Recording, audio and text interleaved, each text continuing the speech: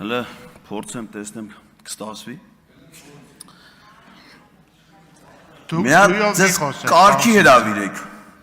Ընդհանրապես ձեր ցուցամատը ձեզ պահեք եւ նշանակեք այս նշանակության։ Ինչ է նշանակում падգամավորը հաստա իրեն ցուցամատով մատ թափ տակ։ Սա իր երկրի բարձրագույն օրենսդիր իշխանությունն է։ Եթե շարունակեք ձեզ այդպես պահեք, ես ձեզ խոստանում եմ, որ ամեն անգամ այստեղ գալուց հետո հոգեբանի օգնության կարիք եք ունենալու։ Մի հատ էլ իսկ падգամավորին ասում է իրավաբանությունը գիտես ինչ է ասում, անկախ դրանից դու դա հասկանում ես, չես հասկանում, անուն ազգանուն։ Ես ձեր նմաններին հասկանալու տեսության եւ պրակտիկա կարող եմ դասավանդել։ Սա հաշվի առեք։ Եթե հասկացաք իմ ասածը շատ լավ, եթե չհասկացաք, ուրեմն խորացված դասընթացների անհրաժեշտություն ունեք։ Չէ, չստացվեց, պարոն Ղազարյան։ Մեջբերում է ազգային ժողովի падգամավոր Նիկոլ Փաշինյանի 2015 թվականի հունիսի 8-ի ելույթից էր։ Արզում է, որ այդ ժամանակ նա լինելով ընդամենը Իջևանի թիվ 1 դպրոցի շրջանավարտ բավարար պատկերացում ուներ ազգային ժողովի, նրա նշանակության, падգամավորի կարգավիճակի, այս ամբիոնից ազգային ժողով եկած ցանկացած հյուրի կարգավիճակի մասին։ Փաստորեն ամեն ինչ շարքից դուրս է եկել, կրթվել է նորաձև է ծրագրին մասնակցությունից եւ կառավարման ակադեմիայում վերապատրաստման դասընթացների անցնելուց հետո դրանով իսկ նսեմ հասնելով կառավարման ակադեմիայի խորհրդի նախագահի բազմամյա դասախոսի հեղինակությունը։ Իսկ եկել է վարչապետը, որ հələ պարշի, ինքը երկրորդ անգամ ստեղ գալու հնարավորություն պիտի ունենա, թե չէ, որովհետև այդ պահին դեռ կառավարության ծրագրին հավանություն չէր արժանացել, հավանություն չարժանացնել նշանակում է հեռացնել վարչապետին զբաղեցած պաշտոնը։ Ինքը արդեն որոշում է հաջորդ գալուց ով պիտի դահլիճում լինի, ով պիտի միջանցքում լինի, զարմանալի է միջանցքում, այլ ոչ թե ճաշարանում։ Հրահանգներ է տալի, ասում է, ասել եմ կզսնելու եմ, ուրեմն կզսնելու եմ։ Ես զարմանում եմ, ասեք մարդու փորը ինչքան պետք է ցավա, որ այդ ժամանակ դիտողություն չանի։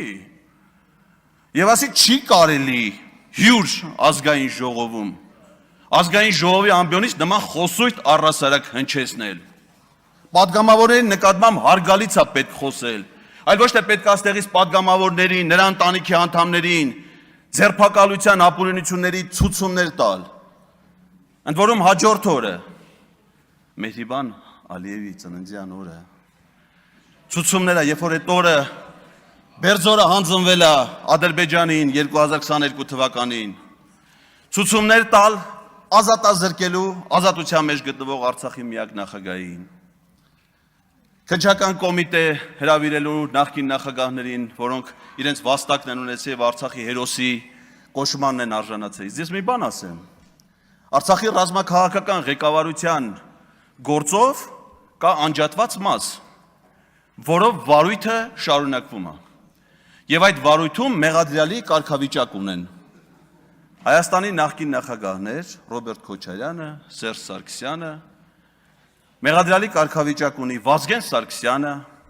Մոնթե Մելքոնյանը, Արցախյան ազատամարտում իրենց նշանակալի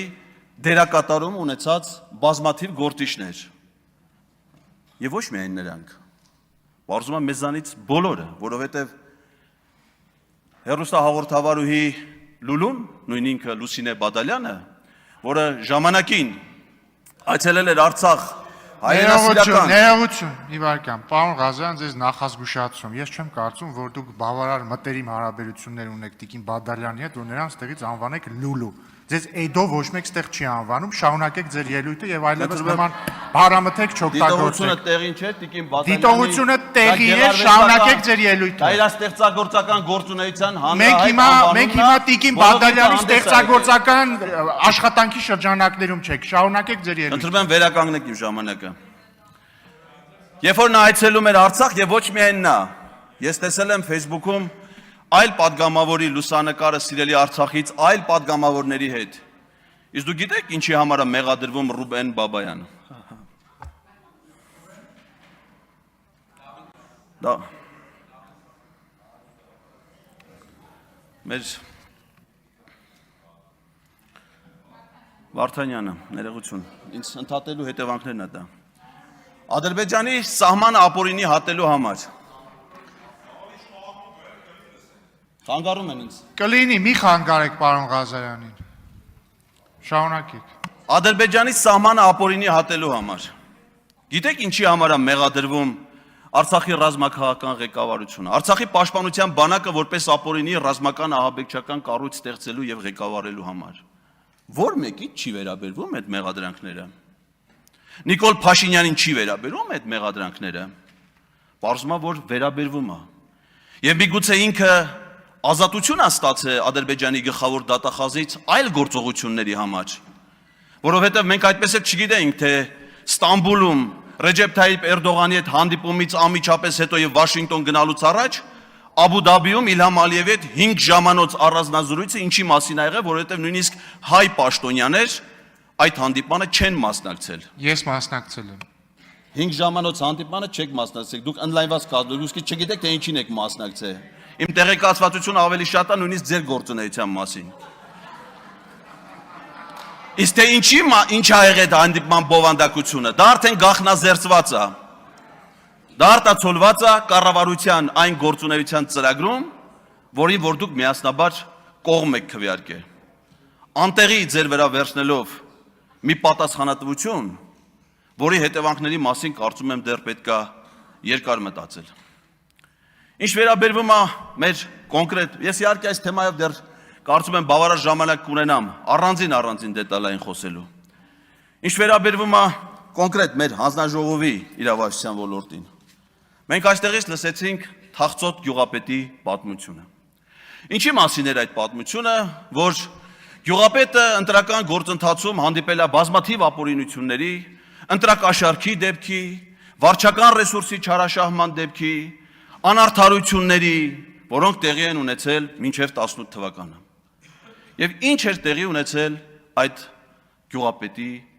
ընտրության արդյունքում։ Նա ընտրվել էր գյուղապետ։ Եվ եթե այդ ժամանակահատվածում եղել են անարդարություններ, եղել են ընտրակեղծիքներ, չարաշահումներ, ապա ով էր դրա պատասխանատուն։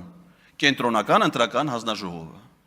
Ով էր գլխավորում կենտրոնական ընտրական հանձնաժողովը։ Տիգրան Մուկուչյանը։ Իսկ երբ որ արդեն Թախծոտ գյուղապետը դարձել էր երջանիկ մարզպետ եւ տնօրինում էր 40,000 հեկտար ոռոգելի այգիներ, այդ ժամանակ նույն Տիգրան Մուկուչյանը իրենց քաղաքական ուժի համար կազմակերպում էր 2018 թվականի Երևանի ավականու արտահերթ ընտրությունները, 2018 թվականի ազգային ժողովի արտահերթ ընտրությունները, 2020 թվականի ձախողած հանրաքվեներ նախապատրաստում կազմակերպել, 2021 թվականի ազգային ժողովի արտահերթ ընտրությունները, 2022 թվականի տեղական ընտրությունները։ Տիգրան Մուկուչյանը մի հրաշքով վերածվել էր հրաշագործ դեմոկրատական ընտրություններ կազմակերպողի։ Իսկ Տիգրան Մուկուչյանի հանձնաժողովի քարտուղարը, որը ժամանակին առաջադրվել եւ ընտրվել էր Հանրապետական կուսակցության կողմից, Արմեն Սմբատյանը, 2025 թվականին քաղաքացիական պայմանագիր խմբակցության կողմից առաջադրվում եւ ընտրվում է կենտրոնական ընտրական հանձնաժողովի անդամ եւ դառնում հանձնաժողովի քարտուղար։ Ամեն ինչ ընկավ իր տեղը։ Հիմա արդեն ընտրությունները ժողովրդավարական սկզբունքներով են կազմակերպվում։ Ուղղակի ի տարբերություն Թախծոտ գյուղապետին այնքան երջանիկ է, որ ընտրություններից հետո չի գնդակահարվել։ Ինչպես դա եղել է Փարաքարի պարագայում։ Նա այնքան երջանիկ է, որ ընտրություններից հետո չի ձերբակալվել, ինչպես եղել է գրեթե բոլոր այլ պարագաներում։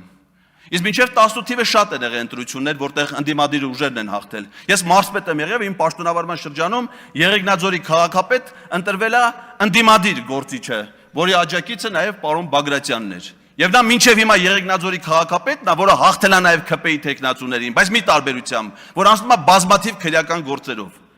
Այդպիսի հետապնդումներով, այդպիսի ապօրինություններով ձեզ չի հաջողվելու առաջ գնալ։ Դրա համար ենք մենք այստեղ։ Խափանվելու է Ալիևի բոլոր ծրագրերը։ Մենք թույլ չենք տալու համարակալել մեր երկիրը 3-ի, 3 դրոպ 1-ի, 4-ի, 4-ից հանած 3-ի։ Մենք ունենք մեկ պետություն, որի անունն է Հայաստանի Հանրապետություն։